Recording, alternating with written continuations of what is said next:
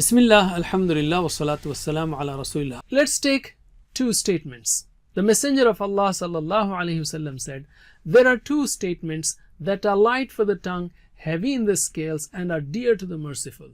Subhanallah wa bihamdihi, subhanallah al-azim.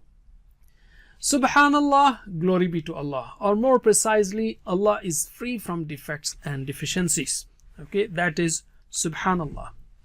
Wa bihamdihi has four words in it. Wa means and, bi means with, hamd means all praise and thanks, wa bihamdihi and with his praise, he, his, wa bihamdihi and with his praise. That is, Allah is free from defects as well as he is full of praise. And hamd means thanks also. Subhanallah, of course you know, glory be to Allah. Al-Azim, the mighty, the magnificent. The first two words, Subhanallah wa bihamdihi, are explained earlier.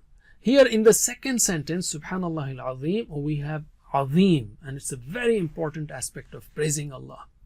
Allah is Azim, that means he, which implies his strength and power in his entity as well as in his attributes. Please visit understandquran.com for our courses on Read Al-Quran, Learn Tajweed and Understand Al-Quran, and for one-to-one learning. Jazakumullah khair. Wassalamu alaikum.